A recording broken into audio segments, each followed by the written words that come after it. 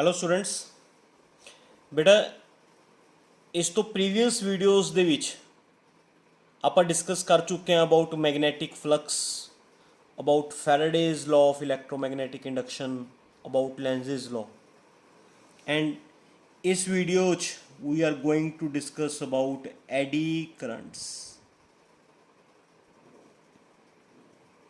ਐਡੀ ਕਰੰਟਸ ਬਾਰੇ ਸਟੱਡੀ ਕਰਾਂਗੇ ਬੇਟਾ। ਇਹ ਪੂਰੀ ਵੀਡੀਓ ਐਡੀ ਕਰੰਟਸ ਦੇ ਉੱਪਰ ਬਿਹਾਫ ਬੇਸਡ ਹੈ। ਓਕੇ, ਅੱਛਾ, ਹੁਣ ਆਪਾਂ ਨੇ ਪੜ੍ਹਿਆ ਹੋਇਆ ਹੈ ਫੈਰਾਡੇਜ਼ ਲਾਅ ਦੇ ਵਿੱਚ ਵੀ ਕੋਈ ਵੀ ਕੁਆਇਲ ਹੈ, ਚਾਹੇ ਉਹ ਸਰਕੂਲਰ ਕੁਆਇਲ ਹੈ, ਚਾਹੇ ਉਹ ਰੈਕਟੈਂਗੂਲਰ ਸ਼ੇਪ 'ਚ ਹੈ ਕੁਆਇਲ, ਹੈ ਨਾ, ਜਦੋਂ ਵੀ ਇਹਦਾ whenever magnetic flux of coil changes, ਜਦੋਂ ਵੀ ਕੁਆਇਲ ਦਾ ਫਲਕਸ ਚੇਂਜ ਹੁੰਦਾ ਹੈ, ਫਲਕਸ ਮੈਗਨੈਟਿਕ ਫਲਕਸ, ਫਿਰ ਕੁਆਇਲ 'ਚ ਕਰੰਟ ਪ੍ਰੋਡਿਊਸ ਹੁੰਦਾ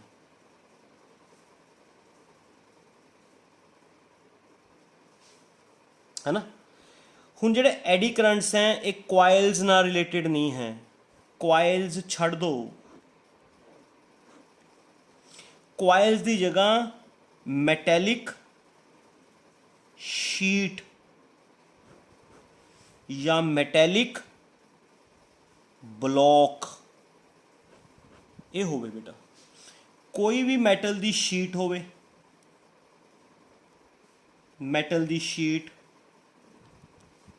ਜਾਂ ਕੋਈ ਮੈਟਲ ਦਾ ਬਹੁਤ ਵੱਡਾ ਬਲੌਕ ਹੋਵੇ, ਵੱਡਾ ਜਾਂ ਛੋਟਾ ਕੋਈ ਵੀ ਮੈਟਲ ਦਾ ਬਲੌਕ,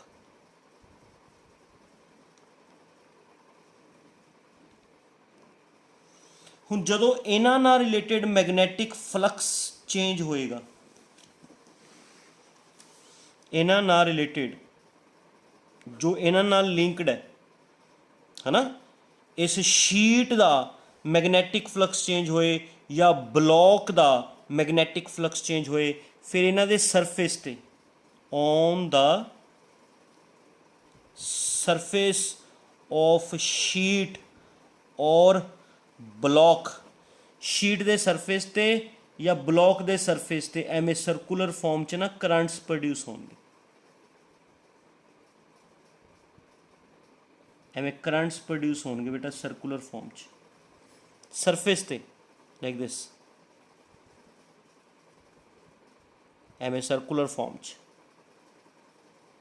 ਐਵੇਂ ਕਰੰਟਸ ਪ੍ਰੋਡਿਊਸ ਹੋਣਗੇ ਲਾਈਕ ਦਿਸ ਸਰਫੇਸ ਤੇ। ਜਿਹੜੇ ਕਰੰਟ ਪ੍ਰੋਡਿਊਸ ਹੁੰਦੇ ਨੇ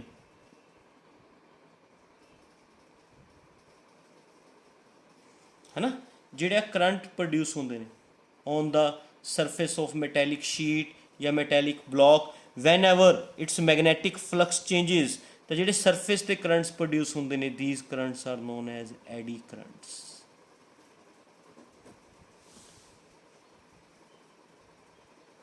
ਠੀਕ ਹੈ ਬੇਟਾ, ਇਹਨਾਂ ਨੂੰ ਬੋਲਦੇ ਨੇ ਐਡੀ ਕਰੰਟਸ, ਹੈ ਨਾ। ਕੰਸੈਪਟ ਸੇਮ ਹੈ ਜੋ ਕੁਆਇਲ ਤੇ ਕੁਆਇਲ ਦਾ ਕੰਸੈਪਟ ਹੁੰਦਾ ਸੀਗਾ। ਫੈਰਾਡੇਜ਼ ਲਾਅ ਪੜ੍ਹੇ ਨੇ ਨਾ ਬੇਟਾ, ਫੈਰਾਡੇਜ਼ ਲਾਅ ਵੀ ਜਦੋਂ ਵੀ ਕਿਸੇ ਕੁਆਇਲ ਦਾ, ਚਾਹੇ ਕੁਆਇਲ ਸਰਕੂਲਰ ਹੋਵੇ ਚਾਹੇ ਕੁਆਇਲ ਰੈਕਟੈਂਗੂਲਰ ਹੋਵੇ, ਜਿਹੇ ਜੀ ਮਰਜੀ ਕੁਆਇਲ ਹੋਵੇ, ਜਦੋਂ ਵੀ ਕਿਸੇ ਕੁਆਇਲ ਦਾ ਫਲਕਸ ਚੇਂਜ ਹੋਏਗਾ, ਹੈ ਨਾ, ਫਲਕਸ ਚੇਂਜ ਹੋਣ ਦੇ ਨਾਲ ਉਸ 'ਚ ਕਰੰਟ ਤੇ EMF ਇੰਡਿਊਸ ਹੋਣਗੇ। ਤਾਂ ਹੁਣ ਕੁਆਇਲ ਦਾ ਕੰਸੈਪਟ ਥੋੜ੍ਹਾ ਜਿਹਾ ਮਾਈਂਡ 'ਚੋਂ ਹਟਾ ਲਓ। ਕੁਆਇਲ ਦੀ ਜਗ੍ਹਾ ਕੁਆਇਲ ਨਾ ਹੋਵੇ, ਕੁਆਇਲ ਦੀ ਜਗ੍ਹਾ ਮੈਟਲ ਦੀ ਸ਼ੀਟ ਹੋਵੇ ਜਾਂ ਮੈਟਲ ਦਾ ਬਲੌਕ ਹੋਵੇ, ਮੈਟੈਲਿਕ ਸ਼ੀਟ ਔਰ ਮੈਟੈਲਿਕ ਬਲੌਕ। ਜਦੋਂ ਵੀ ਇਹਨਾਂ ਦਾ ਫਲਕਸ ਚੇਂਜ ਹੋਏਗਾ, ਇਹਨਾਂ ਦਾ, ਫਿਰ ਇਹਨਾਂ ਦੇ ਸਰਫੇਸ ਤੇ, ਹੈ ਨਾ, ਸਰਕੂਲਰ ਫਾਰਮ 'ਚ, ਇਨ the form of circular, circular ਮਤਲਬ ਐਡੀਜ਼, ਐਡੀਜ਼ ਦੀ ਫਾਰਮ 'ਚ। ਐਡੀਜ਼ ਕਿਹਨੂੰ ਕਹਿੰਦੇ ਹੁੰਦੇ ਨੇ ਬੇਟਾ? ਚੱਕਰਵਾਤ ਨੂੰ ਕਹਿੰਦੇ ਹੁੰਦੇ ਨੇ। ਜਿਹੜਾ ਪਾਣੀ 'ਚ ਨਹੀਂ ਆਉਂਦਾ, ਹਵਾ 'ਚ ਆਉਂਦਾ ਟੋਰਨੈਡੋ, ਸੁਣਿਆ ਹੋਏਗਾ। ਜਦੋਂ ਹਵਾ 'ਚ ਟੋਰਨੈਡੋ ਆਉਂਦਾ ਤਾਂ ਹਵਾ ਇੱਕੋ ਪੁਆਇੰਟ ਦੇ ਅਰਾਊਂਡ ਘੁੰਮਣਾ ਸਟਾਰਟ ਹੋ ਜਾਂਦੀ ਹੈ ਨਾ, ਗੋਲ ਗੋਲ ਐਵੇਂ ਐਵੇਂ ਘੁੰਮਣਾ ਸਟਾਰਟ ਹੋ ਜਾਂਦੀ ਹੈ ਇੱਕੋ ਪੁਆਇੰਟ ਦੇ ਅਰਾਊਂਡ। ਐਵੇਂ in the form of tornado, in the form of eddies, in the form of whirlpool, in the form of whirlpool ਇਹ ਕਰੰਟਸ ਬਿਲਡਅਪ ਹੋਣਗੇ and these currents are known as eddy currents ਕਿਉਂਕਿ ਇਹ ਐਡੀ ਦੀ farm 'ਚ ਹੁੰਦੇ ਨੇ। ਐਡੀ ਕਿਹਾ ਜਾਂਦਾ ਹੁੰਦਾ whirlpool ਨੂੰ, whirlpool ਕਿਹਾ ਜਾਂਦਾ ਹੁੰਦਾ ਚੱਕਰਵਾਹਟ ਨੂੰ, ਚੱਕਰਵਾਹਟ ਨੂੰ, ਹੈ ਨਾ। ਤਾਂ ਕੰਕਲੂਜਨ ਇਹ ਨਿਕਲਿਆ ਵੀ ਕੋਈ ਵੀ ਮੈਟੈਲਿਕ ਸ਼ੀਟ ਹੈ, ਕੋਈ ਵੀ ਮੈਟੈਲਿਕ ਸ਼ੀਟ ਹੈ ਜਾਂ ਕੋਈ ਵੀ ਮੈਟੈਲਿਕ ਬਲੌਕ ਹੈ, ਕਿਸੇ ਵੀ ਮੈਟੈਲਿਕ ਸ਼ੀਟ ਜਾਂ ਕਿਸੇ ਵੀ ਮੈਟੈਲਿਕ ਬਲੌਕ ਦਾ ਜਦੋਂ ਅਸੀਂ ਮੈਗਨੈਟਿਕ ਫਲਕਸ ਚੇਂਜ ਕਰਾਂਗੇ, ਮੈਗਨੈਟਿਕ ਫਲਕਸ ਚੇਂਜ ਕਰਾਂਗੇ ਤਾਂ ਉਹਦੇ ਸਰਫੇਸ ਤੇ ਐਡੀਜ਼ ਦੀ ਫਾਰਮ 'ਚ, ਚੱਕਰਵਾਹਟ ਦੀ ਫਾਰਮ 'ਚ, ਟੋਰਨੈਡੋ ਦੀ ਫਾਰਮ 'ਚ, ਵਰਲਫੂਲ ਦੀ ਫਾਰਮ 'ਚ ਕਰੰਟ ਪ੍ਰੋਡਿਊਸ ਹੋਣਗੇ। these currents are known as eddy currents। ਬੇਟਾ ਇਹਨਾਂ ਕਰੰਟਸ ਨੂੰ ਫੋਕਾਲਟ ਕਰੰਟ ਵੀ ਕਿਹਾ ਜਾਂਦਾ। ਫੋਕਾਲਟ ਕਰੰਟ ਕਿਉਂਕਿ ਇਹ ਕਰੰਟ ਦੀ ਡਿਸਕਵਰੀ ਫੋਕਾਲਟ ਨੇਮ ਦੇ ਸਾਇੰਟਿਸਟ ਨੇ ਕੀਤੀ ਸੀਗੀ। ਇਹਨਾਂ ਨੂੰ ਫੋਕਾਲਟਸ ਕਰੰਟ ਵੀ ਕਿਹਾ ਜਾਂਦਾ ਕਿਉਂਕਿ ਇਸ ਦੀ ਡਿਸਕਵਰੀ ਫੋਕਾਲਟ ਨੇਮ ਦੇ ਸਾਇੰਟਿਸਟ ਨੇ ਕੀਤੀ ਸੀ 1895 ਦੇ ਵਿੱਚ। these currents are discovered by Foucault in 1895, that's why these currents are also known as Foucault's currents। ਤਾਂ ਪੇਪਰ 'ਚ ਅਗਰ ਤੁਹਾਨੂੰ ਕੋਈ ਆ ਜਾਂਦਾ ਕੁਐਸਚਨ ਨਾ ਵੀ what do you mean by Foucault currents, Foucault currents ਐਡੀ ਕਰੰਟਸ ਨੂੰ ਹੀ ਕਿਹਾ ਜਾਂਦਾ ਬੇਟਾ। ਕਲੀਅਰ? ਇਹ ਆਣਗੇ ਮੈਟਲ ਦੀ ਸ਼ੀਟ 'ਚ, ਮੈਟਲ ਦੀ ਸ਼ੀਟ ਹੋਵੇ ਜਾਂ ਮੈਟਲ ਦਾ ਬਲੌਕ ਹੋਵੇ, ਚਾਹੇ ਮੈਟਲ ਦੀ ਸ਼ੀਟ ਹੋਵੇ ਚਾਹੇ ਮੈਟਲ ਦਾ ਬਲੌਕ ਹੋਵੇ, ਜਦੋਂ ਵੀ ਉਹਦਾ ਫਲਕਸ ਚੇਂਜ ਹੋਏਗਾ, ਆਹ ਚੀਜ਼ ਇੰਪੋਰਟੈਂਟ ਹੈ ਬੇਟਾ। ਅਗਰ ਫਲਕਸ ਚੇਂਜ ਨਹੀਂ ਹੋਏਗਾ, ਅਗਰ ਫਲਕਸ ਚੇਂਜ ਨਹੀਂ ਹੋਏਗਾ ਫਿਰ ਨਹੀਂ ਆਉਂਦੇ ਐਡੀ ਕਰੰਟਸ। ਜਦੋਂ ਵੀ ਕਿਸੇ ਮੈਟਲ ਸ਼ੀਟ ਦਾ ਫਲਕਸ ਜਾਂ ਕਿਸੇ ਮੈਟਲ ਬਲੌਕ ਦਾ ਫਲਕਸ ਚੇਂਜ ਹੋਏਗਾ ਫਿਰ ਉਹਦੇ ਸਰਫੇਸ ਤੇ ਸਰਕੂਲਰ ਫਾਰਮ 'ਚ, ਐਡੀਜ਼ ਦੀ ਫਾਰਮ 'ਚ ਕਰੰਟਸ ਬਣਦੇ ਨੇ। these currents are known as eddy currents।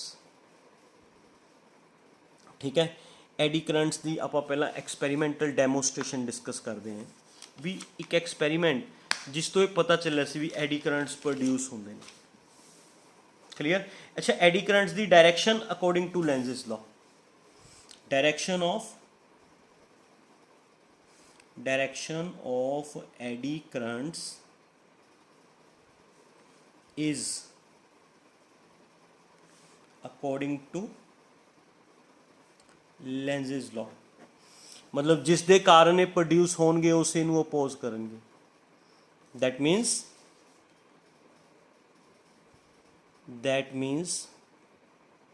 they produced in such a way that they opposes the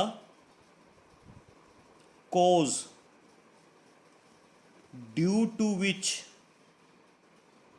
they are produced। ਜਿਹੜੀ ਚੀਜ਼ ਇਹਨਾਂ ਨੂੰ ਪ੍ਰੋਡਿਊਸ ਕਰ ਰਹੀ ਹੈ ਉਸੇ ਨੂੰ ਅਪੋਜ਼ ਕਰਨਗੇ। ਜਿਵੇਂ ਇੰਡਿਊਸਡ EMF ਤੇ ਇੰਡਿਊਸਡ ਕਰੰਟ ਦੀ ਡਾਇਰੈਕਸ਼ਨ ਸਮਝਾਈ ਸੀ ਨਾ ਤੁਹਾਨੂੰ ਮੈਂ ਆਪਣੀ ਪਿਛਲੀ ਵੀਡੀਓ 'ਚ ਲੈਂਜ਼ਸ ਲਾਅ ਦੇ ਵਿੱਚ, ਵੀ ਜਿਹੜੀ ਕੁਆਇਲ 'ਚ EMF ਇੰਡਿਊਸ ਹੁੰਦੀ ਹੈ ਜਾਂ ਕੁਆਇਲ 'ਚ ਜਿਹੜਾ ਕਰੰਟ ਇੰਡਿਊਸ ਹੁੰਦਾ ਹੈ ਉਹ ਜਿਸ ਦੇ ਕਾਰਨ ਇੰਡਿਊਸ ਹੁੰਦਾ ਹੈ ਉਸੇ ਨੂੰ ਅਪੋਜ਼ ਕਰਦਾ। ਉਵੇਂ ਐਡੀ ਕਰੰਟਸ ਵੀ ਬੇਟਾ ਜਿਸ ਦੇ ਕਾਰਨ ਪ੍ਰੋਡਿਊਸ ਹੋਣਗੇ ਉਸੇ ਨੂੰ ਹੀ ਅਪੋਜ਼ ਕਰਨਗੇ। ਸੋ direction of eddy ਕਰੰਟਸ is according to Lenz's law, ਵੀ ਜਿਹੜੀ ਚੀਜ਼ ਐਡੀ ਕਰੰਟ ਨੂੰ ਪ੍ਰੋਡਿਊਸ ਕਰੇਗੀ ਐਡੀ ਕਰੰਟਸ ਉਸੇ ਨੂੰ ਅਪੋਜ਼ ਕਰਨਗੇ। ਇਸ ਤਰੀਕੇ ਨਾਲ ਆਉਣਗੇ ਵੀ ਉਸ ਨੂੰ ਅਪੋਜ਼ ਕਰਨਗੇ। Now we are discussing about experimental demonstration. Experimental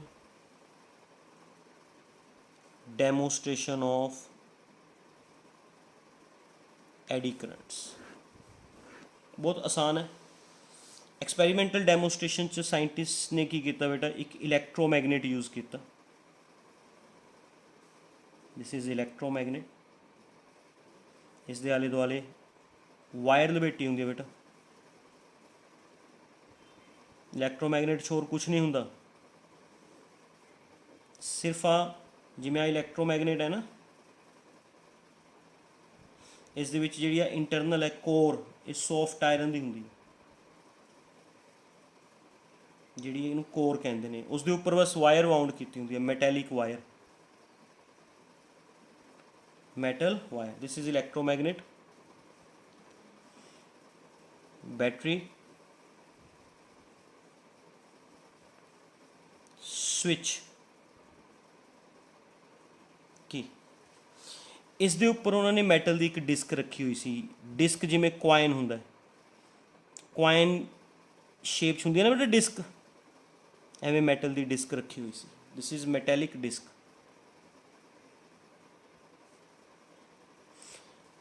ਠੀਕ ਹੈ, ਹੁਣ ਐਕਸਪੈਰੀਮੈਂਟਲ ਡੈਮੋਸਟ੍ਰੇਸ਼ਨ ਹੈ ਵੀ ਜਿਵੇਂ ਹੀ ਉਹਨਾਂ ਨੇ ਸਵਿਚ ਔਨ ਕੀਤਾ, ਵੈਨ ਦੇ ਸਵਿਚ ਔਨ ਦਾ ਸਰਕਿਟ, ਜਿਵੇਂ ਉਹ ਸਵਿਚ ਔਨ ਕਰਨਗੇ ਇਹ ਮੈਟਲ ਦੀ ਡਿਸਕ ਉੱਪਰ ਨੂੰ ਜੰਪ ਕਰੇਗੀ ਆਪਣੇ ਆਪ, without doing anything, without doing anything, ਬਿਨਾਂ ਕੁਛ ਕੀਤੇ ਇਹ ਜਿਹੜੀ ਮੈਟਲ ਦੀ ਡਿਸਕ ਹੈ ਆਪਣੇ ਆਪ ਜੰਪ ਕਰੇਗੀ। ਜਿਵੇਂ ਹੀ ਸਵਿਚ ਔਨ ਕੀਤਾ ਇਹ ਡਿਸਕ ਜੰਪ ਕਰ ਜਾਏਗੀ ਉੱਪਰ ਨੂੰ। ਇਹ ਡਿਸਕ ਦਾ ਉੱਪਰ ਨੂੰ ਜੰਪ ਕਰਨਾ ਇਸ ਗੱਲ ਦਾ ਸਬੂਤ ਹੈ ਵੀ ਡਿਸਕ 'ਚ ਐਡੀ ਕਰੰਟਸ ਪ੍ਰੋਡਿਊਸ ਹੋਏ। ਡਿਸਕ 'ਚ ਐਡੀ ਕਰੰਟਸ ਪ੍ਰੋਡਿਊਸ ਹੋਏ। ਮੈਂ ਤੁਹਾਨੂੰ ਸਮਝਾਉਣਾ ਕਿਵੇਂ, ਕਿਉਂਕਿ ਦੇਖੋ ਇਹ ਡਿਸਕ ਜੰਪ ਤਾਂ ਕਰ ਸਕਦੀ ਹੈ ਉੱਪਰ ਨੂੰ ਜੇ ਡਿਸਕ ਤੇ ਫੋਰਸ ਆਫ ਰਿਪਲਸ਼ਨ ਲੱਗੇ। ਅਗਰ disc experiences force of repulsion, ਬਿਨਾ ਫੋਰਸ ਆਫ ਰਿਪਲਸ਼ਨ ਤੋਂ ਤਾਂ ਡਿਸਕ ਜੰਪ ਨਹੀਂ ਕਰਦੀ ਨਾ ਬੇਟਾ, ਕਿ ਕਰ ਸਕਦੀ ਹੈ? Not possible. ਬਿਨਾ ਫੋਰਸ ਆਫ ਰਿਪਲਸ਼ਨ ਤੋਂ ਇਹ ਡਿਸਕ ਉੱਪਰ ਨੂੰ ਜੰਪ ਨਹੀਂ ਕਰ ਸਕਦੀ। It is not possible. That means ਅਗਰ ਇਹ ਡਿਸਕ ਜੰਪ ਕਰ ਰਹੀ ਹੈ ਤਾਂ ਡਿਸਕ ਤੇ ਕੀ ਲੱਗੀ? Force of repulsion. Force of repulsion ਤਾਂ ਲੱਗੇਗੀ ਬੇਟਾ ਵੀ ਜੋ ਪੋਲ ਇੱਧਰ ਬਣਿਆ ਉਹੀ ਪੋਲ ਇੱਧਰ ਬਣੇ। ਇੱਧਰ ਪੋਲ ਬਣੇਗਾ ਕਰੰਟ ਦੇ ਕਾਰਨ, ਵੀ ਮੰਨ ਲਓ suppose current anti clockwise sense 'ਚ ਹੈ। ਫੋਰ ਐਗਜ਼ਾਮਪਲ ਸਪੋਜ਼ ਕਰੋ ਕਰੰਟ ਐਂਟੀ ਕਲੋਕਵਾਈਜ਼ ਸੈਂਸ 'ਚ ਹੈ ਤਾਂ ਬੇਟਾ ਇੱਥੇ ਨੌਰਥ ਪੋਲ ਬਣ ਜਾਏਗਾ, ਕਿਉਂਕਿ ਸਾਨੂੰ ਪਤਾ ਹੈ ਵੀ ਜਦੋਂ ਕਰੰਟ ਐਂਟੀ ਕਲੋਕਵਾਈਜ਼ ਸੈਂਸ 'ਚ ਹੁੰਦਾ ਤਾਂ ਨੌਰਥ ਪੋਲ ਬਣਦਾ ਹੁੰਦਾ, ਜਦੋਂ ਕਲੋਕਵਾਈਜ਼ ਸੈਂਸ 'ਚ ਹੋਵੇ ਤਾਂ ਸਾਊਥ ਪੋਲ ਬਣਦਾ ਹੁੰਦਾ।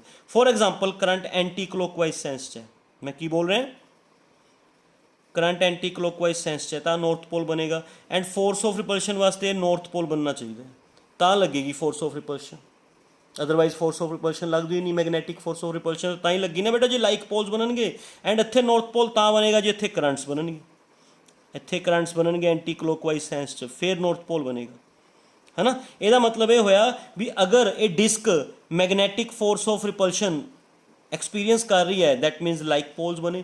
ਐਂਡ ਲਾਈਕ ਪੋਲਸ ਬਣਨ ਕਰਕੇ ਦੈਟ ਮੀਨਸ ਆਹ ਫੇਸ ਪੋਲ ਬਣਿਆ। ਐਂਡ ਇਹ ਫੇਸ ਪੋਲ ਤਾਂ ਬਣੇਗਾ ਜੇ ਇੱਥੇ ਕਰੰਟਸ ਪ੍ਰੋਡਿਊਸ ਹੋਣਗੇ। ਐਂਡ ਉਹ ਕਿਹੜੇ ਕਰੰਟਸ ਹੋਣਗੇ ਬੇਟਾ? ਐਡੀ ਕਰੰਟਸ। ਐਡੀ ਕਰੰਟਸ ਕਿਉਂ ਪ੍ਰੋਡਿਊਸ ਹੋਏ? ਐਡੀ ਕਰੰਟਸ ਕਿਉਂ ਪ੍ਰੋਡਿਊਸ ਹੋਏ? ਕਿਉਂਕਿ ਜਦੋਂ ਤੁਸੀਂ ਸਵਿਚ ਔਨ ਕੀਤਾ, ਸਵਿਚ ਔਨ ਕਰਨ ਨਾਲ ਸਰਕਿਟ 'ਚ ਕਰੰਟ ਇਨਕਰੀਜ਼ ਹੋਇਆ। ਕਰੰਟ ਇਨਕਰੀਜ਼ ਹੋਣ ਦੇ ਨਾਲ ਹੈ ਨਾ ਇਸ ਕੋਇਲ ਦਾ ਮੈਗਨੈਟਿਕ ਫੀਲਡ ਦਾ ਫਾਰਮੂਲਾ ਆ ਹੁੰਦਾ ਸੋਲੇਨੋਇਡ ਦਾ, ਹੁੰਦਾ ਨਾ ਬੇਟਾ, ਸੋਲੇਨੋਇਡ ਹੀ ਹੈ।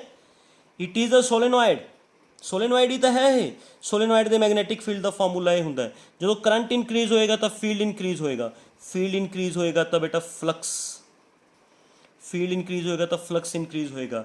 ਏਸੇ ਦੇ ਫਲਕਸ 'ਚ ਡਿਸਕ ਪਈ ਸੀ, ਜਦੋਂ ਡਿਸਕ ਦਾ ਫਲਕਸ ਚੇਂਜ ਹੋਏਗਾ ਤਾਂ ਡਿਸਕ 'ਚ ਐਡੀਜ਼ ਦੀ ਫਾਰਮ 'ਚ ਕਰੰਟ ਪ੍ਰੋਡਿਊਸ ਹੋਣਗੇ। ਡਿਸਕ ਦੇ ਵਿੱਚ ਐਡੀਜ਼ ਦੀ ਫਾਰਮ 'ਚ ਕਰੰਟ ਪ੍ਰੋਡਿਊਸ ਹੋਣਗੇ, ਹੈ ਨਾ। ਉਹ ਕਰੰਟਸ ਦੀ ਸੈਂਸ ਕਾਰਨ ਇਹ ਲਾਈਕ ਪੋਲ ਬਣ ਗਏ, ਜਿਸ ਦੇ ਕਾਰਨ ਡਿਸਕ ਜੰਪ ਕਰ ਗਈ। ਐਗਰੀਡ?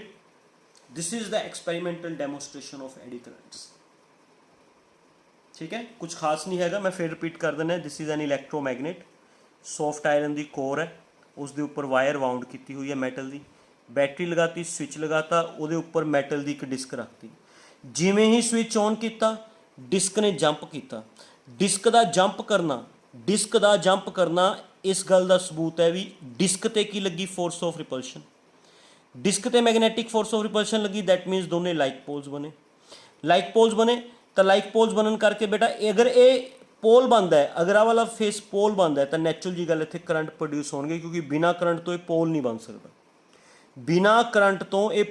ਸਕਦਾ। ਅਗਰ ਇਹ ਡਿਸਕ ਪੋਲ ਬਣੀ ਹੈ, may be like may be unlike, ਅਗਰ ਇਹ ਪੋਲ ਬਣੀ ਹੈ ਦੈਟ ਮੀਨਸ ਇੱਥੇ ਕਰੰਟਸ ਪ੍ਰੋਡਿਊਸ ਹੋਏ ਨੇ। ਐਂਡ ਉਹ ਕਰੰਟਸ ਕਿਸ ਦੇ ਕਾਰਨ ਪ੍ਰੋਡਿਊਸ ਹੋਏ ਨੇ ਤੁਹਾਨੂੰ ਸਮਝਾਤਾ। ਕਿਉਂ ਪ੍ਰੋਡਿਊਸ ਹੋਏ ਸੀ ਬੇਟਾ ਉਹ ਕਰੰਟਸ? ਕਿਉਂਕਿ ਜਦੋਂ ਤੁਸੀਂ ਸਵਿਚ ਔਨ ਕੀਤਾ ਸੀ ਵਾਇਰ 'ਚ ਕਰੰਟ ਇਨਕਰੀਜ਼ ਹੋਇਆ, ਕਰੰਟ ਇਨਕਰੀਜ਼ ਹੋਣ ਦੇ ਨਾਲ ਇਹਦਾ ਮੈਗਨੈਟਿਕ ਫੀਲਡ ਇਨਕਰੀਜ਼ ਹੋਇਆ, ਮੈਗਨੈਟਿਕ ਫੀਲਡ ਇਨਕਰੀਜ਼ ਹੋਣ ਦੇ ਨਾਲ ਇਹਦਾ ਫਲਕਸ ਇਨਕਰੀਜ਼ ਹੋਇਆ, ਫਲਕਸ ਇਨਕਰੀਜ਼ ਹੋਣ ਦੇ ਨਾਲ ਫਲਕਸ ਚੇਂਜ ਹੋਇਆ ਨਾ, ਫਲਕਸ ਚੇਂਜ ਹੋਣ ਦੇ ਨਾਲ ਇਸ ਦੇ ਵਿੱਚ ਕਰੰਟਸ ਪ੍ਰੋਡਿਊਸ ਹੋਏ।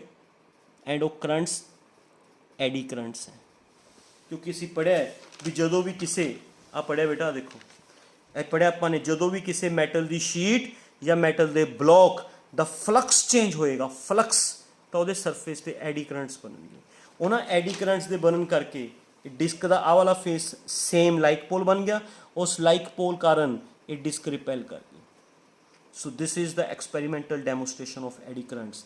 ਬੇਟਾ ਇੰਪੋਰਟੈਂਟ ਹੈ, ਕਿਸੇ ਨੇ ਮਿਸ ਨਹੀਂ ਕਰਨੀ, ਪੇਪਰ 'ਚ ਕੁਐਸਚਨ ਆ ਜਾਂਦਾ ਹੁੰਦਾ ਵੀ what do you mean by eddy currents and give its experimental demonstration। ਐਡੀ ਕਰੰਟਸ ਕੀ ਹੁੰਦੇ ਨੇ ਉਹ ਦੱਸੋ, ਤੇ ਉਹਦੀ ਐਕਸਪੈਰੀਮੈਂਟਲ ਡੈਮੋਸਟ੍ਰੇਸ਼ਨ ਦਿਓ ਵੀ ਕਿਵੇਂ, ਕਿਸ ਐਕਸਪੈਰੀਮੈਂਟ ਤੋਂ ਪਤਾ ਚੱਲਿਆ ਵੀ ਐਡੀ ਕਰੰਟਸ ਪ੍ਰੋਡਿਊਸ ਹੁੰਦੇ ਨੇ ਫਲਕਸ ਚੇਂਜ ਹੋਣ ਨਾਲ। ठीक है बेटा, so this is experimental demonstration of eddy currents. ठीक है, now we are discussing about some applications, some applications of eddy currents. Eddy currents दी कुछ एप्लीकेशंस डिस्कस करांगे, लाइक इलैक्ट्रोमैग्नेटिक डैंपिंग। चलो पहला ही डिस्कस करते हैं, इलैक्ट्रोमैग्नेटिक डैंपिंग की होंगी। डैंपिंग का मतलब होंदा रोकना।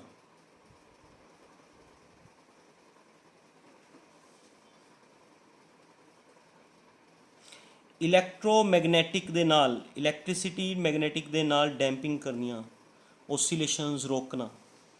सुनो की होंगी, वट इज़ इलैक्ट्रोमैग्नेटिक डैंपिंग। ठीक है, सपोज करो अपने कोल आपां ने ना एक फिक्स्ड सपोर्ट ते,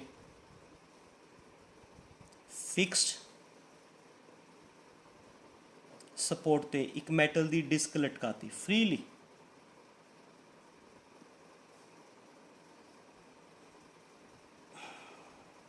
मैटल दी डिस्क है, फ्रीली लटक रही है, फ्रीली, है ना। जो तुसी इस डिस्क नूं थोड़ा डिस्टर्ब करोगे, इनू इधर नूं या इनू इधर नूं डिस्टर्ब करता, दिस डिस्क स्टार्ट्स ओसीलेटिंग। ये डिस्क अपनी एक्सिस दे अबाउट इधर उधर ओसीलेट करना स्टार्ट कर देगी, है ना। मतलब कदे एवें हो जाएगी, कदे एवें हो जाएगी, है ना। ये डिस्क फ्रीली लटक रही सी, ਆਪਾਂ ਨੇ डिस्क ਨੂੰ थोड़ा की करता, डिस्टर्ब करता, एंड इट स्टार्ट्स ओसीलेटिंग।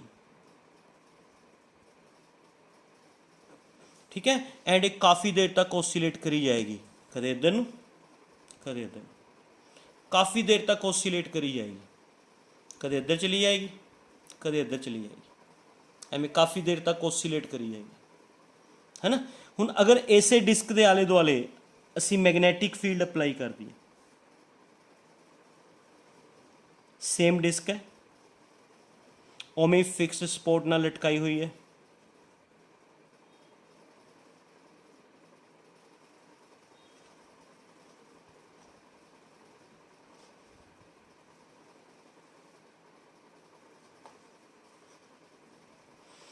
ओमें लटकाई हुई है, बट मैग्नेटिक फील्ड अप्लाई करता,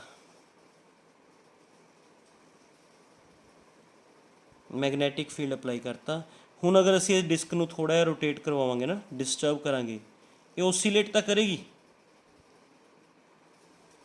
ओसीलेट तो करेगी, बट जल्दी ही रेस्ट चाहिए। इट स्टार्ट्स ओसीलेटिंग, ओसीलेट करना स्टार्ट कर देगी, but comes to be in rest sooner, जल्दी रेस्ट आ जाएगी।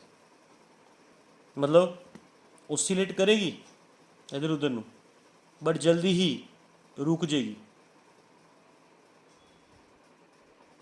ये जिहड़ी है काफ़ी देर तक ओसीलेट करती रहेगी। अगर उन्होंने फ्रीली सस्पेंड करवाने, किसी मैगनैटिक फील्ड च नहीं रखते, फिर वो काफ़ी देर तक कदे इधर कदे इधर कदे इधर कदे इधर ओसीलेट करती जाएगी for a long duration of time. It oscillates for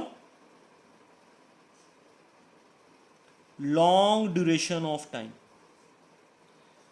magnetic field च करवाओगे, छेती रेस्ट आ जाएगी, ज़्यादा देर ओसीलेट नहीं करेगी। वाई, क्यों नहीं करेगी, उसका कारण है। की कारण है बेटा, क्योंकि जदों ये ओसीलेट करेगी, देखो ਇਹਦਾ एरिया तो हैगा ही हैगा, हैगा कि नहीं? जे हैगा तो ਇਹਦਾ फ्लक्स भी होएगा, है ना? फ्लक्स का फार्मूला की होंगे बी ए cos थीटा। तो जो ये ओसीलेट करेगी ਇਹਦਾ थीटा चेंज होएगा। What is theta? Angle between B and direction of area. Magnetic field, area की डायरेक्शन, मैगनैटिक फील्ड तो एरिया की डायरेक्शन होंगे एंगल थीटा। जो ये ओसीलेट करेगी, घूमेगी, इधर उधर घूमेगी, ਇਹਦਾ थीटा चेंज होएगा। क्लीयर? थीटा चेंज होएगा बेटा, ਇਹਦਾ फ्लक्स चेंज होएगा। थीटा चेंज होने नाल ਇਹਦਾ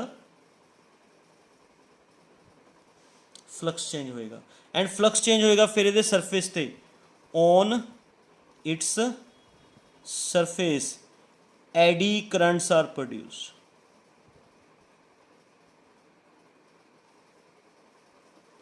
ये सरफेस ते बेटा एडी करंट्स प्रोड्यूस होनी एवं in the form of eddies, in the form of whirlpool, circles की फॉर्म च एवं एडी करंट्स प्रोड्यूस होने, है ना? एंड एडी करंट्स बारे की पढ़िया?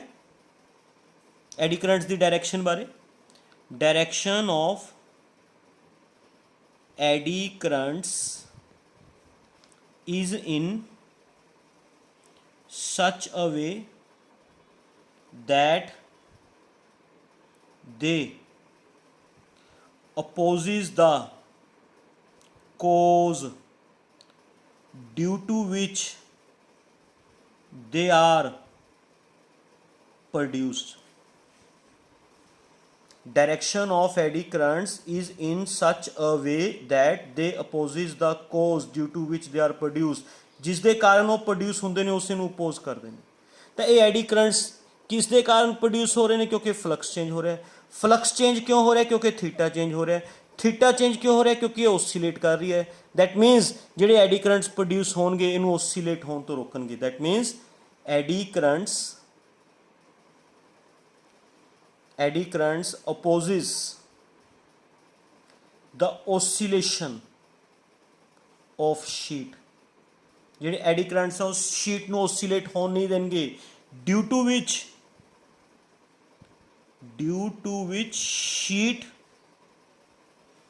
comes to be in rest sooner। Sheet जल्दी ही रेस्ट आ जाएगी, ज़्यादा देर ओसीलेट नहीं करेगी। तो with the help of eddy currents असी इस शीट दियाँ ओसीलेशंस रोकतियाँ। ये शीट ज़्यादा देर ओसीलेट नहीं करेगी। असी शीट नू ओसीलेट होने तो रोकता due to the production of eddy currents की प्रोडक्शन का। That phenomena is known as electromagnetic damping. इस फिनोमिना नू इलैक्ट्रोमैग्नेटिक डैंपिंग कहते हैं। ठीक है? मैग्नेटिज्म की हैल्प नाल इलैक्ट्रिसिटी प्रोड्यूस करके रोकना, ओसीलेशंस घटानियां। मैग्नेटिज्म की हैल्प नाल इलैक्ट्रिसिटी प्रोड्यूस करके डैंप करना, ओसीलेशंस नूं रोकना is known as electromagnetic damping. समझ गए? यही कारण है बेटा, जो तुसी किसी शीट नूं फ्रीली सस्पेंड करवाने हो, उन्होंने थोड़ा डिस्टर्ब करो, वो काफ़ी देर तक ओसीलेट करती रहेगी। कदे इधर नूं, कदे उधर नूं, कदे इधर नूं, कदे उधर नूं, काफ़ी देर तक ओसीलेट करती रहेगी, काफ़ी देर तक। For a long duration of time it oscillates. But अगर उसे शीट नूं तुसी किसी मैगनैटिक फील्ड च रखा होवे तो जो तुसी शीट नूं ओसीलेट करवाओगे, शीट नूं ओसीलेट करवाउण नाल शीट का एंगल चेंज होएगा मैगनैटिक फील्ड नाल। एंगल चेंज होने शीट का फ्लक्स चेंज होएगा, एंड जो शीट का फ्लक्स चेंज होगा शीट च एडी करंट्स प्रोड्यूस होंगे, एंड वो एडी करंट्स जिस दे कारण प्रोड्यूस हो रहे हैं उसनों अपोज करेंगे। एडी करंट्स क्यों प्रोड्यूस हो रहे हैं? क्योंकि फ्लक्स चेंज हो रहा है। फ्लक्स चेंज क्यों हो रहा है? क्योंकि थीटा चेंज हो रहा है। थीटा चेंज क्यों हो रहा है? क्योंकि शीट ओसीलेट कर रही है। दैट मीनस एडी करंट्स इन्हां ओसीलेशंस नूं अपोज करेंगे। एडी करंट्स अपोजिज द ओसीलेशंस, जिस दे कारण शीट जल्दी रुक जाएगी, है ना? तो ओसीलेशंस नू रोकना with the help of production of eddy currents by change in magnetic flux. Magnetic flux change करके एडी करंट्स प्रोड्यूस करना एंड शीट्स दी ओसीलेशंस नू रोकना is known as electromagnetic damping. ਇਸ ਫਿਨੋਮੀਨਾ ਨਾਲ ਗਲਵੈਨੋਮੀਟਰਸ ਨੂੰ ਡੈਡ ਬੀਟ ਬਣਾਇਆ ਜਾਂਦਾ ਬੇਟਾ। With the help of this phenomena, with the help of this phenomena we make galvanometers dead beat। dead beat galvanometers ਕੀ ਹੁੰਦੇ ਨੇ ਡਿਸਕਸ ਕਰਦੇ ਹਾਂ ਆਪਾਂ। galvanometers ਨੂੰ dead beat ਕਿਵੇਂ ਬਣਾਇਆ ਜਾਂਦਾ ਇਹ ਵੀ ਡਿਸਕਸ ਕਰਦੇ ਹਾਂ, ਠੀਕ ਹੈ। Second application, dead beat galvanometers। ਬਹੁਤ ਸਾਰੇ ਸਟੂਡੈਂਟਸ ਦਾ ਮੰਨਣਾ ਹੈ ਵੀ ਉਹ ਗਲਵੈਨੋਮੀਟਰ ਜਿਹੜੇ ਡੈਡ ਹੋ ਜਾਣ, ਖਰਾਬ ਹੋ ਜਾਣ, ਉਹਨਾਂ ਨੂੰ ਬੋਲਦੇ ਨੇ ਡੈਡ ਬੀਟ ਗਲਵੈਨੋਮੀਟਰ। ਬੇਟਾ ਜੇ ਉਹ ਗਲਵੈਨੋਮੀਟਰ ਖਰਾਬ ਹੋ ਗਿਆ ਤਾਂ ਉਹਨੂੰ ਕਿਉਂ ਸਾਂਭ ਕੇ ਰੱਖਿਆ ਹੋਇਆ, ਸਿੱਟ ਦਿਓ, ਹੈ ਨਾ। ਮਤਲਬ ਇਹ ਗਲਤ ਹੈ, ਇਹ ਸੋਚਣਾ ਗਲਤ ਹੈ ਵੀ ਜਿਹੜਾ ਗਲਵੈਨੋਮੀਟਰ ਡੈਡ ਹੋ ਗਿਆ ਜੀ, ਜਿਸ ਗਲਵੈਨੋਮੀਟਰ ਦੀ ਬੀਟ ਨਾ ਚੱਲੇ ਉਹਨੂੰ ਡੈਡ ਬੀਟ ਗਲਵੈਨੋਮੀਟਰ ਕਹਿੰਦੇ ਨੇ। ਗਲਤ ਹੈ ਇਹ। ਡੈਡ ਬੀਟ ਗਲਵੈਨੋਮੀਟਰ ਉਹ ਕਹਿੰਦੇ ਨੇ ਜਿਹੜਾ ਗਲਵੈਨੋਮੀਟਰ, ਜਿਸ ਗਲਵੈਨੋਮੀਟਰ ਦਾ ਪੁਆਇੰਟਰ, ਜਿਵੇਂ ਗਲਵੈਨੋਮੀਟਰ ਐਵੇਂ ਹੁੰਦਾ ਨਾ, ਗਲਵੈਨੋਮੀਟਰ ਉਹਦੇ ਸੈਂਟਰ 'ਚ 0 ਹੁੰਦਾ, ਕੁਛ ਡਿਵੀਜ਼ਨਸ ਇੱਧਰ ਹੁੰਦੀਆਂ ਨੇ, ਕੁਛ ਡਿਵੀਜ਼ਨਸ ਇੱਧਰ ਹੁੰਦੀਆਂ ਨੇ, ਹੈ ਨਾ। ਤਾਂ ਇੱਥੇ ਪੁਆਇੰਟਰ ਰੈਸਟ 'ਚ ਹੁੰਦਾ। ਜਦੋਂ ਆਪਾਂ ਗਲਵੈਨੋਮੀਟਰ ਨੂੰ ਕਰੰਟ ਦਿੰਦੇ ਹਾਂ, ਇਹ ਪੁਆਇੰਟਰ ਐਵੇਂ ਡਿਸਪਲੇਸ ਹੋ ਕੇ ਇੱਥੇ ਵਗ ਜਾਂਦਾ, ਹੈ ਨਾ। ਮੰਨ ਲਓ ਗਲਵੈਨੋਮੀਟਰ ਦੇ ਪੁਆਇੰਟਰ ਨੇ ਉਰੇ ਰੁਕਣਾ, ਤਾਂ ਇਹ ਪੁਆਇੰਟਰ ਇਸ ਪੋਜੀਸ਼ਨ 'ਤੇ ਪਹੁੰਚ ਕੇ ਜ਼ਿਆਦਾ ਦੇਰ ਵਾਈਬਰੇਟ ਨਾ ਕਰੇ ਇੱਧਰ ਉੱਧਰ, ਸਮਝ ਗਏ। ਮਤਲਬ ਇਹ ਪੁਆਇੰਟਰ ਜਦੋਂ ਇੱਥੇ ਪਹੁੰਚੇਗਾ ਤਾਂ ਐਵੇਂ ਨਹੀਂ ਵੀ ਕਦੇ ਇੱਧਰ ਐਵੇਂ ਕਾਫੀ ਦੇਰ ਵਾਈਬਰੇਟ ਕਰਦਾ ਰਿਹਾ, ਨਹੀਂ। ਜਿਸ ਗਲਵੈਨੋਮੀਟਰ ਦਾ ਪੁਆਇੰਟਰ ਜ਼ਿਆਦਾ ਦੇਰ ਵਾਈਬਰੇਟ ਕਰੇਗਾ, ਮਤਲਬ ਇੱਥੋਂ ਸਟਾਰਟ ਹੋਇਆ ਐਵੇਂ ਪਹੁੰਚ ਕੇ ਪੂਰੇ ਕਾਫੀ ਦੇਰ ਕਦੇ ਇੱਧਰ ਚਲਾ ਗਿਆ, ਕਦੇ ਇੱਧਰ ਚਲਾ ਗਿਆ, ਕਦੇ ਇੱਧਰ ਚਲਾ ਗਿਆ, ਕਦੇ ਇੱਧਰ ਚਲਾ ਗਿਆ, ਹੌਲੀ ਹੌਲੀ ਰੈਸਟ 'ਚ ਆਇਆ, ਹੈ ਨਾ। ਜਦ ਤੱਕ ਪੁਆਇੰਟਰ ਰੈਸਟ 'ਚ ਨਹੀਂ ਆਉਂਦਾ ਉਦ ਤੱਕ ਅਸੀਂ ਰੀਡਿੰਗ ਨੋਟ ਨਹੀਂ ਕਰ ਸਕਦੇ, ਕਿਉਂਕਿ ਸਾਨੂੰ ਕੀ ਪਤਾ ਪੁਆਇੰਟਰ ਕਿੱਥੇ ਰੁਕੂਗਾ। ਜਿੱਥੇ ਪੁਆਇੰਟਰ ਰੁਕੂਗਾ ਉਸੇ ਦੀ ਰੀਡਿੰਗ ਨੋਟ ਕਰੋਗੇ ਨਾ ਬੇਟਾ, ਹੈ ਨਾ। ਤਾਂ ਪੁਆਇੰਟਰ ਜ਼ਿਆਦਾ ਵਾਈਬਰੇਟ ਨਾ ਕਰੇ, ਜਲਦੀ ਰੈਸਟ 'ਚ ਆ ਜਾਏ। ਜਿਸ ਗਲਵੈਨੋਮੀਟਰ ਦਾ ਪੁਆਇੰਟਰ ਵਾਈਬਰੇਟ ਨਾ ਕਰਦਾ ਹੋਇਆ ਜਲਦੀ ਰੈਸਟ 'ਚ ਆ ਜਾਏ, ਛੇਤੀ ਰੁਕ ਜੇ, ਇਹੋ ਜਿਹੇ ਗਲਵੈਨੋਮੀਟਰ ਨੂੰ ਡੈਡ ਬੀਟ ਗਲਵੈਨੋਮੀਟਰ ਕਹਿੰਦੇ। ਦੈਟ ਗਲਵੈਨੋਮੀਟਰ whose pointer, समझ गए, pointer comes to be in rest as soon as possible at its position, उस गलवैनोमीटर ਨੂੰ ਡੈਡ ਬੀਟ ਕਿਹਾ ਜਾਂਦਾ। ਠੀਕ ਹੈ। ਸਾਰੇ ਹੀ ਗਲਵੈਨੋਮੀਟਰ ਜਿਹੜੇ ਲੈਬੋਰੇਟਰੀ 'ਚ ਅਸੀਂ ਯੂਜ਼ ਕਰਦੇ ਹਾਂ, ਜਿਹੜੇ ਜਦੋਂ ਗਲਵੈਨੋਮੀਟਰ ਬਣਾਇਆ ਜਾਂਦਾ ਹੈ ਤਾਂ ਇਸ ਗੱਲ ਦਾ ਖਿਆਲ ਰੱਖਿਆ ਜਾਂਦਾ ਵੀ ਉਹ ਗਲਵੈਨੋਮੀਟਰ ਡੈਡ ਬੀਟ ਹੋਵੇ, ਉਸ ਗਲਵੈਨੋਮੀਟਰ ਦਾ ਪੁਆਇੰਟਰ ਰੀਡਿੰਗ 'ਤੇ ਪਹੁੰਚ ਕੇ ਜ਼ਿਆਦਾ ਦੇਰ ਵਾਈਬਰੇਟ ਨਾ ਕਰੇ, ਬਸ ਉਹ ਰੀਡਿੰਗ 'ਤੇ ਪਹੁੰਚੇ, ਬਸ ਛੇਤੀ ਹੀ ਰੈਸਟ 'ਚ ਆ ਜਾਏ, 1-2 ਵਾਈਬਰੇਸ਼ਨ 'ਚ ਰੈਸਟ 'ਚ ਆ ਜਾਏ। ਕਿਉਂਕਿ ਜਦ ਤੱਕ ਪੁਆਇੰਟਰ ਰੈਸਟ 'ਚ ਨਹੀਂ ਆਉਂਦਾ ਉਦੋਂ ਤੱਕ ਤੁਸੀਂ ਰੀਡਿੰਗ ਨੋਟ ਨਹੀਂ ਕਰ ਸਕਦੇ, ਉਦੋਂ ਤੱਕ ਉਹ ਡਿਲੇ ਹੋ ਜਾਏਗਾ ਤੁਹਾਡਾ ਕੰਮ। ਤਾਂ ਤੁਹਾਡਾ ਕੰਮ ਡਿਲੇ ਨਾ ਹੋਵੇ, ਤੁਸੀਂ ਆਪਣੀ ਰੀਡਿੰਗ ਛੇਤੀ ਨੋਟ ਕਰ ਸਕੋ, ਪੁਆਇੰਟਰ ਜਲਦੀ ਹੀ ਰੈਸਟ 'ਚ ਆ ਜਾਏ, ਹੈ ਨਾ, ਪੁਆਇੰਟਰ ਜਲਦੀ ਹੀ ਰੈਸਟ 'ਚ ਆ ਜਾਏ। ਦੈਟਸ ਵਾਈ ਗਲਵੈਨੋਮੀਟਰਸ ਨੂੰ ਡੈਡ ਬੀਟ ਬਣਾਇਆ ਜਾਂਦਾ। ਡੈਡ ਬੀਟ ਗਲਵੈਨੋਮੀਟਰਸ ਕੀ ਹੁੰਦੇ ਨੇ ਪਤਾ ਚੱਲ ਗਿਆ।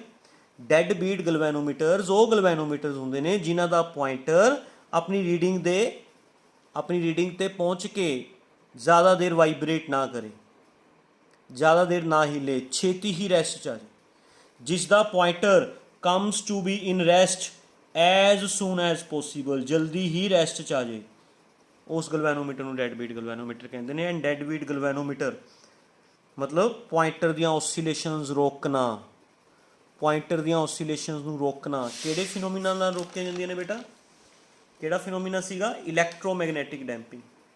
With the help of electromagnetic damping galvanometer ਦਾ ਜਿਹੜਾ ਪੁਆਇੰਟਰ ਹੈ ਉਹਦੀਆਂ ਓਸੀਲੇਸ਼ਨਸ ਰੋਕੀਆਂ ਜਾਂਦੀਆਂ ਨੇ, ਪੁਆਇੰਟਰ ਜਲਦੀ ਹੀ ਰੈਸਟ 'ਚ ਆ ਜਾਂਦਾ। ਦੈਟ ਮੀਨਸ ਐਡੀ ਕਰੰਟਸ ਪ੍ਰੋਡਿਊਸ ਕਰਕੇ ਅਸੀਂ ਗਲਵੈਨੋਮੀਟਰ ਨੂੰ ਡੈਡ ਬੀਟ ਬਣਾ ਸਕਦੇ ਹਾਂ।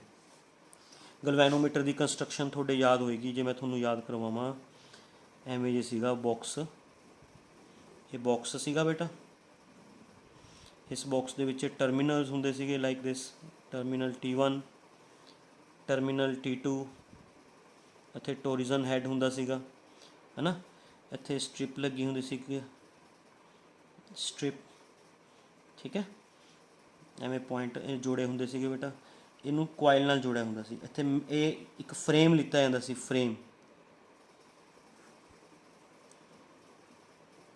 ਮੈਟੈਲਿਕ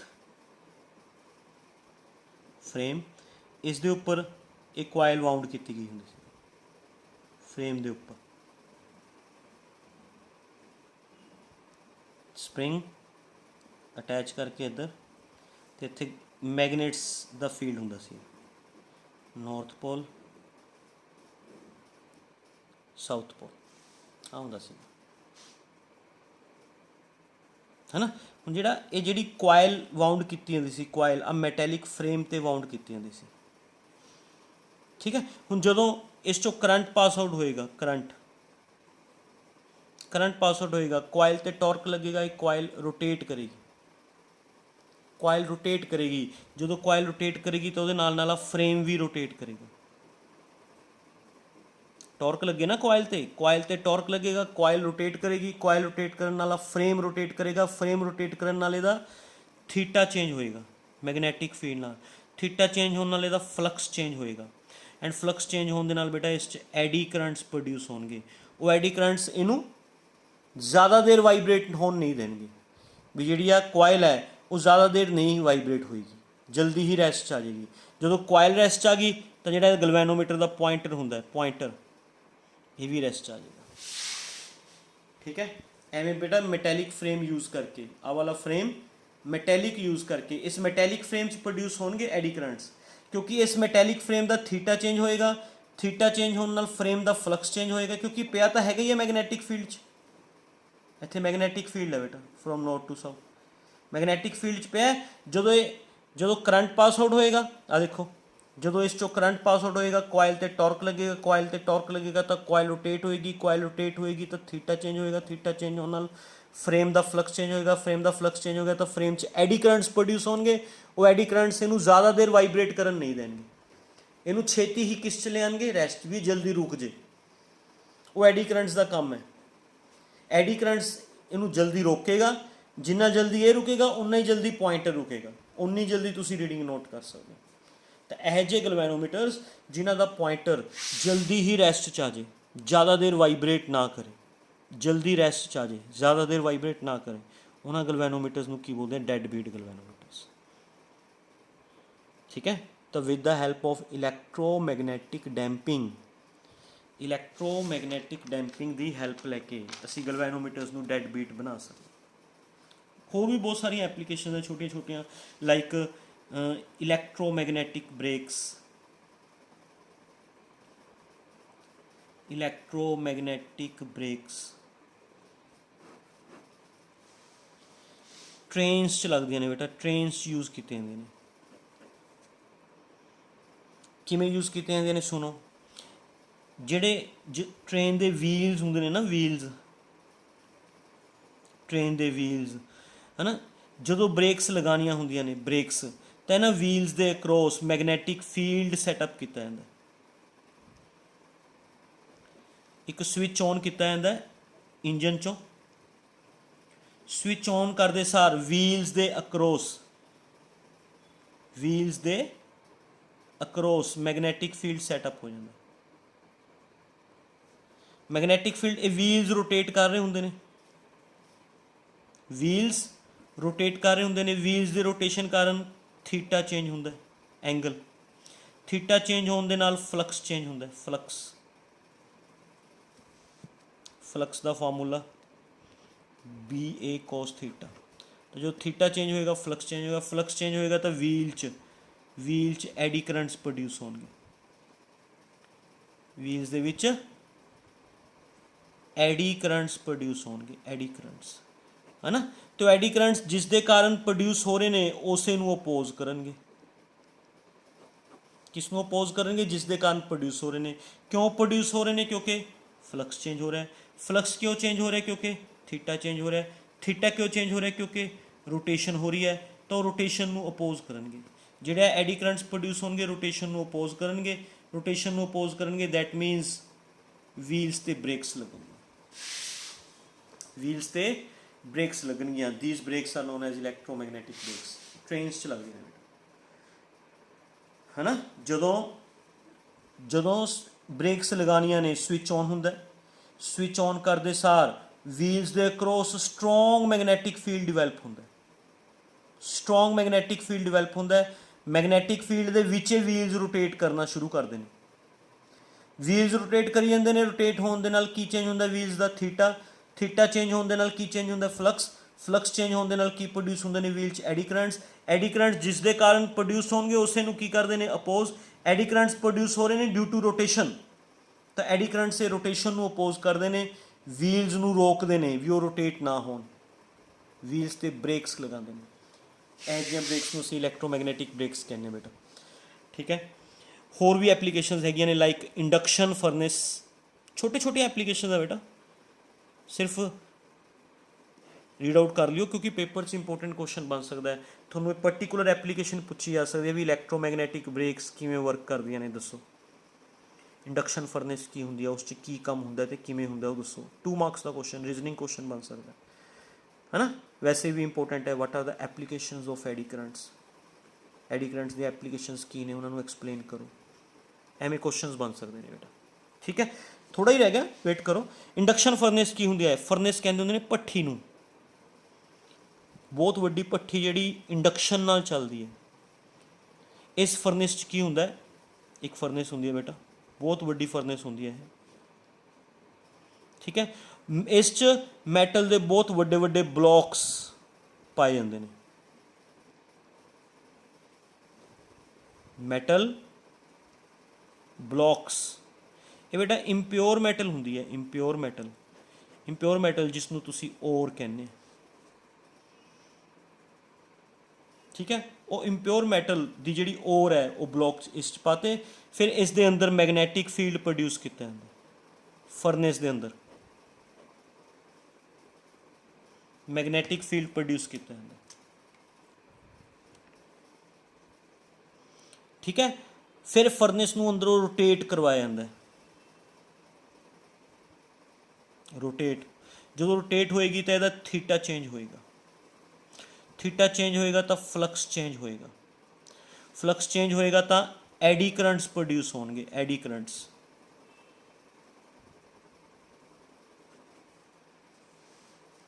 ਹਰ ਬਲੋਕ ਦੇ ਵਿੱਚ ਐਡੀ ਕਰੰਟਸ ਪ੍ਰੋਡਿਊਸ ਹੋਣਗੇ, ਐਵੇਂ ਹਰ ਬਲੋਕ ਦੇ ਵਿੱਚ ਐਡੀ ਕਰੰਟਸ ਪ੍ਰੋਡਿਊਸ ਹੋਣਗੇ, ਹਰ ਬਲੋਕ ਦੇ ਵਿੱਚ। ਐਡੀ ਕਰੰਟ ਦੇ ਨਾਲ ਹੀਟਿੰਗ ਇਫੈਕਟ ਪ੍ਰੋਡਿਊਸ ਹੁੰਦਾ, heating effect. H = I²RT, unit second 'ਚ ਪੜ੍ਹਾਇਆ ਸੀ ਤੁਹਾਨੂੰ, ਹੈ ਨਾ। ਫਲਕਸ, ਇਹ ਜਿਹੜੀ ਇਹਦਾ ਮੈਗਨੈਟਿਕ ਫੀਲਡ ਹੈ ਬਹੁਤ ਤੇਜ਼ੀ ਨਾਲ ਰੋਟੇਟ ਕਰਵਾਇਆ ਜਾਂਦਾ ਬੇਟਾ, high speed, high speed rotate ਹੋਣ ਨਾਲ ਥੀਟਾ ਕੁਇਕਲੀ ਚੇਂਜ ਹੁੰਦਾ ਹੈ, ਕੁਇਕਲੀ ਚੇਂਜ ਹੋਣ ਨਾਲ ਫਲਕਸ ਕੁਇਕਲੀ ਚੇਂਜ ਹੁੰਦਾ ਹੈ, ਕਰੰਟਸ ਜ਼ਿਆਦਾ ਪ੍ਰੋਡਿਊਸ ਹੁੰਦੇ ਨੇ। ਜਿੰਨੇ ਕਰੰਟਸ ਜ਼ਿਆਦਾ ਪ੍ਰੋਡਿਊਸ ਹੋਣਗੇ ਹੀਟ ਉਨੀ ਜ਼ਿਆਦਾ ਪ੍ਰੋਡਿਊਸ ਹੋਏਗੀ, ਹੀਟ ਪ੍ਰੋਡਿਊਸ ਹੋਣ ਨਾਲ ਜਿਹੜਾ ਬਲੋਕ ਹੈ ਮੈਲਟ ਹੋ ਜਾਏਗਾ, ਮੈਲਟ ਹੋ ਜਾਏਗਾ। ਮੈਲਟ ਹੋਣ ਤੋਂ ਬਾਅਦ ਇਸ ਤੋਂ ਪਿਓਰ ਮੈਟਲ ਸੈਪਰੇਟ ਕੱਢ ਲਿੱਤੀ ਜਾਂਦੀ ਹੈ, ਇੰਪਿਓਰਿਟੀਜ਼ ਅਲੱਗ ਕਰ ਦਿੱਤੀਆਂ ਜਾਂਦੀਆਂ ਹੈ ਨਾ। ਪਿਓਰ ਮੈਟਲ ਅਲੱਗ ਕੱਢ ਲੈਂਦੇ ਨੇ, ਇੰਪਿਓਰਿਟੀਜ਼ ਉੱਪਰੋਂ ਅਲੱਗ ਕੱਢ ਲਿੱਤੀਆਂ ਜਾਂਦੀਆਂ ਨੇ। ਇਹ ਹੁੰਦਾ ਇੰਡਕਸ਼ਨ ਫਰਨੈਸ 'ਚ, ਹੈ ਨਾ। With the help of induction furnace we can separate pure metal from impure metal. Impure metal ਦੇ ਬਹੁਤ ਵੱਡੇ ਵੱਡੇ ਬਲੌਕਸ ਫਰਨੈਸ 'ਚ ਪਾ ਦਿਓ, ਫਰਨੈਸ 'ਚ ਮੈਗਨੈਟਿਕ ਫੀਲਡ ਪ੍ਰੋਡਿਊਸ ਕਰ ਦਿਓ, ਫਿਰ ਅੰਦਰੋਂ ਰੋਟੇਸ਼ਨ ਨਾਲ, ਹੈ ਨਾ, ਰੋਟੇਸ਼ਨ ਨਾਲ ਹਾਈ ਸਪੀਡ ਨਾਲ ਥੀਟਾ ਚੇਂਜ ਕਰੋ। ਜਦੋਂ ਉਹਨੂੰ ਬਹੁਤ ਹਾਈ ਸਪੀਡ ਨਾਲ ਘੁਮਾਓਗੇ, ਜਿੰਨਾ ਹਾਈ ਸਪੀਡ ਨਾਲ ਘੁਮਾਓਗੇ ਓਨਾ ਫਾਸਟ ਥੀਟਾ ਚੇਂਜ ਹੋਏਗਾ, ਥੀਟਾ ਚੇਂਜ ਹੋਣ ਨਾਲ ਓਨਾ ਫਲਕਸ ਕੁਇਕ ਚੇਂਜ ਹੋਏਗਾ। And induced EMF the formula ਤਾਂ ਹੈਗਾ ਹੀ ਸੀਗਾ, E = d∅dt। ਜਿੰਨਾ ਫਲਕਸ ਕੁਇਕਲੀ ਚੇਂਜ ਹੋਏਗਾ ਉਨੀ EMF ਜ਼ਿਆਦਾ ਪ੍ਰੋਡਿਊਸ ਹੋਏਗੀ, EMF ਜਿੰਨੀ ਜ਼ਿਆਦਾ ਪ੍ਰੋਡਿਊਸ ਹੋਏਗੀ ਓਨਾ ਕਰੰਟ ਜ਼ਿਆਦਾ ਬਣੇਗਾ, ਜਿੰਨਾ ਕਰੰਟ ਜ਼ਿਆਦਾ ਬਣੇਗਾ ਓਨੀ ਹੀਟ ਜ਼ਿਆਦਾ ਬਣੇਗੀ। ਉਸ ਹੀਟ ਨਾਲ ਇਹ ਮੈਟਲ ਮੈਲਟ ਹੋਏਗੀ, ਮੈਲਟ ਹੋਣ 'ਤੇ ਪਿਓਰ ਮੈਟਲ ਨੂੰ ਅਲੱਗ ਕੱਢ ਲਿੱਤਾ ਜਾਂਦਾ ਬੇਟਾ। ਇੰਪਿਓਰਟੀਜ਼ ਜਿਹੜੀਆਂ ਉੱਪਰ ਆ ਜਾਂਦੀਆਂ ਨੇ ਉਹਨਾਂ ਤੋਂ ਇੰਪਿਓਰਟੀਜ਼ ਸੈਪਰੇਟ ਕਰ ਲਿੱਤੀਆਂ ਜਾਂਦੀਆਂ ਨੇ, ਇੰਪਿਓਰਟੀਜ਼ ਅਲੱਗ ਕਰ ਦਿੱਤੀਆਂ ਜਾਂਦੀਆਂ ਨੇ। Clear. So this is induction furnace. ਆਪਣੇ ਜਿਹੜੇ ਵਹੀਕਲ ਦੇ ਸਪੀਡੋਮੀਟਰਸ ਨੇ, ਸਪੀਡੋਮੀਟਰਸ ਜਿਹੜੇ ਤੁਹਾਨੂੰ ਸਪੀਡ ਮੇਜਰ ਕਰਦੇ ਨੇ, it also works on eddy ਕਰੰਟਸ। ਇਹ ਵੀ ਐਡੀ ਕਰੰਟਸ ਦੇ ਬਿਹਾਫ ਤੇ ਵਰਕ ਕਰਦੇ ਨੇ। ਐਕਚੁਅਲ ਕੀ ਹੁੰਦਾ ਹੈ, ਸਪੀਡੋਮੀਟਰ ਜਿਵੇਂ ਆ ਸਪੀਡੋਮੀਟਰ ਹੈ, ਇਸ ਤੋਂ ਇੱਕ ਵਾਇਰ ਲੈ ਕੇ ਨੀਚੇ ਟਾਇਰ ਨਾਲ ਕਨੈਕਟ ਕੀਤੀ ਹੁੰਦੀ ਹੈ, ਵੀਲ ਨਾਲ, ਠੀਕ ਹੈ। ਇੱਥੇ ਹੀ ਇੱਕ ਮੈਗਨੇਟ ਲਗਾਇਆ ਗਿਆ ਹੁੰਦਾ, ਮੈਗਨੇਟ, ਓਕੇ। ਜਦੋਂ ਇਹ ਵੀਲ ਰੋਟੇਟ ਕਰੇਗਾ, ਹੈ ਨਾ, ਜਦੋਂ ਇਹ ਵੀਲ ਰੋਟੇਟ ਕਰੇਗਾ ਬੇਟਾ, ਇਹ ਵਾਇਰ ਇੱਕ ਸਿਲੰਡਰ ਨਾਲ ਲਗਾਈ ਗਈ ਹੁੰਦੀ ਹੈ। ਜਦੋਂ ਇਹ ਵੀਲ ਰੋਟੇਟ ਕਰੇਗਾ, ਵੀਲ ਰੋਟੇਟ ਕਰਨ ਨਾਲ ਮੈਗਨੇਟ ਰੋਟੇਟ ਕਰੇਗਾ, ਮੈਗਨੇਟ ਰੋਟੇਟ ਕਰਨ ਨਾਲ ਇਸ ਦਾ ਸਿਲੰਡਰ ਦਾ ਥੀਟਾ ਚੇਂਜ ਹੋਏਗਾ, ਥੀਟਾ ਚੇਂਜ ਹੋਣ ਨਾਲ ਫਲਕਸ ਚੇਂਜ ਹੋਏਗਾ, ਫਲਕਸ ਚੇਂਜ ਹੋਣ ਦੇ ਨਾਲ ਕਰੰਟਸ ਪ੍ਰੋਡਿਊਸ ਹੋਣਗੇ, ਹੈ ਨਾ। ਫਲਕਸ ਚੇਂਜ ਹੋਣ ਦੇ ਨਾਲ EMF ਇੰਡਿਊਸ ਹੋਏਗੀ, EMF ਇੰਡਿਊਸ ਹੋਣ ਦੇ ਨਾਲ ਕਰੰਟ ਪ੍ਰੋਡਿਊਸ ਹੋਏਗਾ, ਹੈ ਨਾ।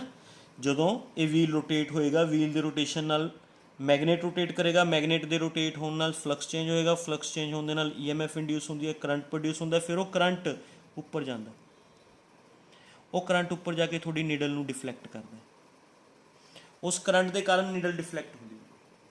ਹੁਣ ਜੇ ਤੁਹਾਡਾ ਵੀਲ ਸਲੋ ਘੁੰਮ ਰਿਹਾ, ਸਪੋਜ਼ ਵੀਲ ਸਲੋ ਘੁੰਮ ਰਿਹਾ, ਵੀਲ ਸਲੋ ਘੁੰਮ ਰਿਹਾ ਤਾਂ ਮੈਗਨੇਟ ਵੀ ਸਲੋ ਰੋਟੇਟ ਹੋਏਗਾ, ਮੈਗਨੇਟ ਸਲੋ ਰੋਟੇਟ ਹੋਏਗਾ ਤਾਂ ਫਲਕਸ ਵੀ ਸਲੋ ਚੇਂਜ ਹੋਏਗਾ, ਫਲਕਸ ਸਲੋ ਚੇਂਜ ਹੋਏਗਾ ਤਾਂ EMF ਘੱਟ ਇੰਡਿਊਸ ਹੋਏਗੀ, ਕਰੰਟ ਘੱਟ ਇੰਡਿਊਸ ਹੋਏਗਾ, ਡਿਫਲੈਕਸ਼ਨ ਘੱਟ ਆਏਗੀ।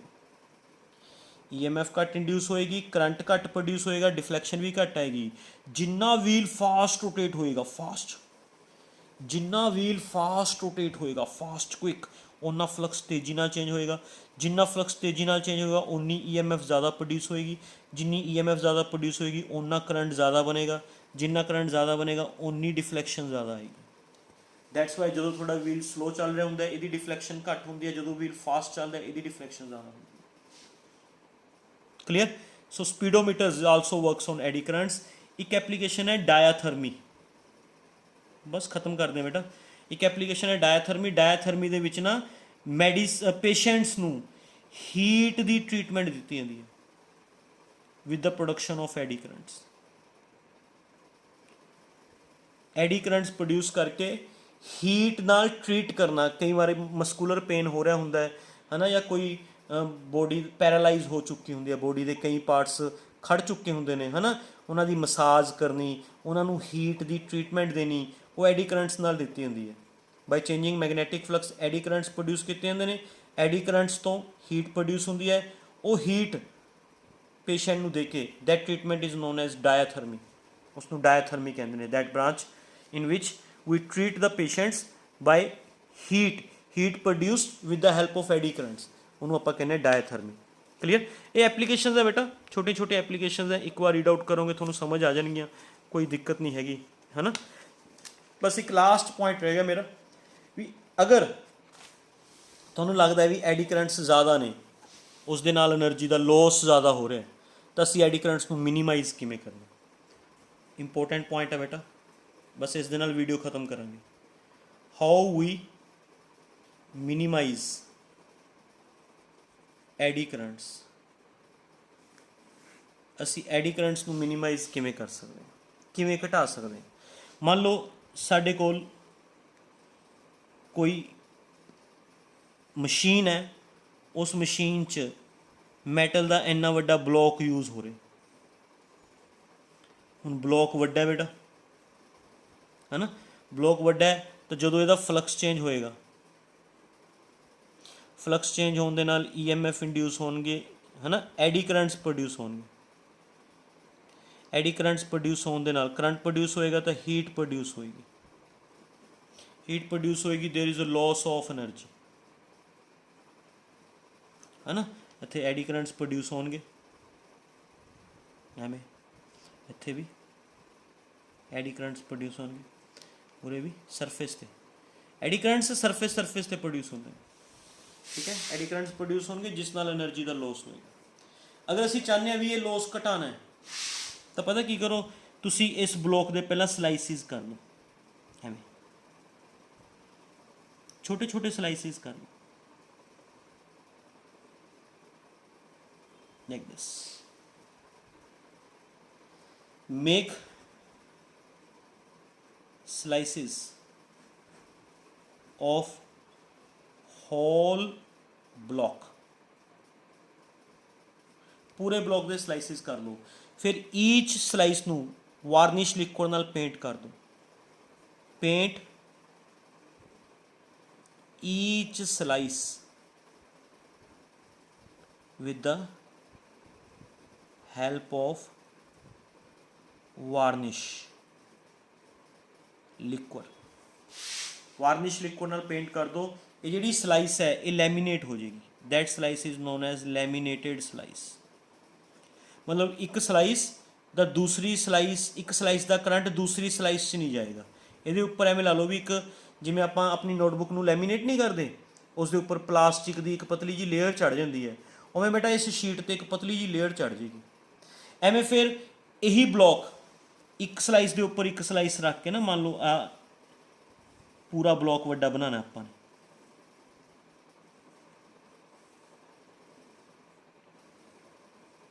ਹੈ ਨਾ। ਤਾਂ ਐਵੇਂ ਤੁਸੀਂ ਇੱਕ ਸਲਾਈਸ ਦੇ ਉੱਪਰ ਇੱਕ ਸਲਾਈਸ ਰੱਖ ਕੇ ਐਵੇਂ ਬਲੌਕਸ ਬਣਾਓ, ਹੈ ਨਾ। ਸਲਾਈਸਿਸ ਨੂੰ ਯੂਜ਼ ਕਰਕੇ ਫਿਰ ਬਾਕਸ ਬਣਾਓ, ਐਵੇਂ ਸਮਝ ਗਏ।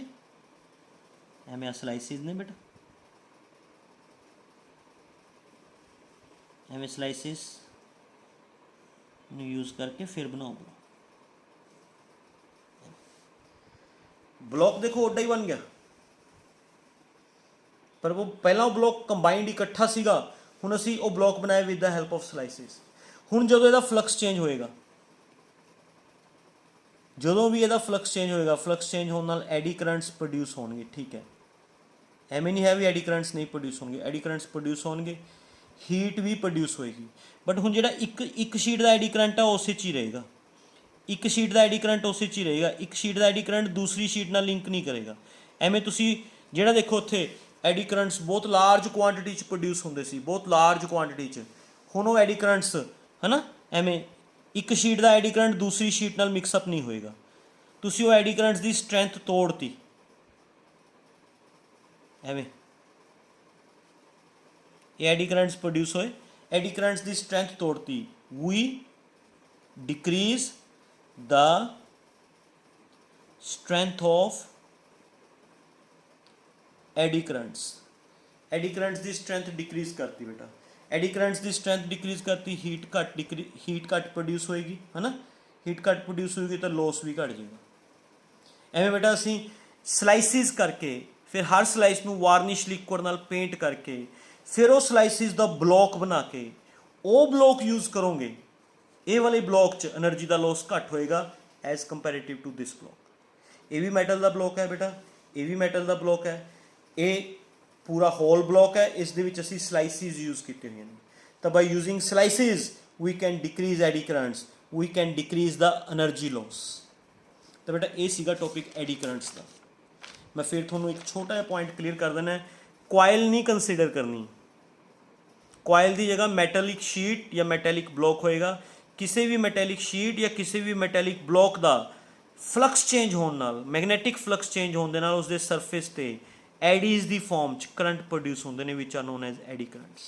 वो एडी करंट्स जिस दे कारण प्रोड्यूस होणगे उसे नूं अपोज करनगे। मतलब जिहड़ी एडी करंट्स की डायरैक्शन है, direction of eddy currents it is according to Lenz's law. जो चीज़ इनू प्रोड्यूस कर रही है उसे नूं अपोज करनगे। उसकी एक्सपैरीमेंटल डैमोस्ट्रेशन होगी बेटा, डिस्क का अपने आप जंप करना, इस गल का सबूत है भी डिस्क ते मैगनैटिक फोर्स ऑफ रिपल्शन लगी, लाइक पोल्स बने।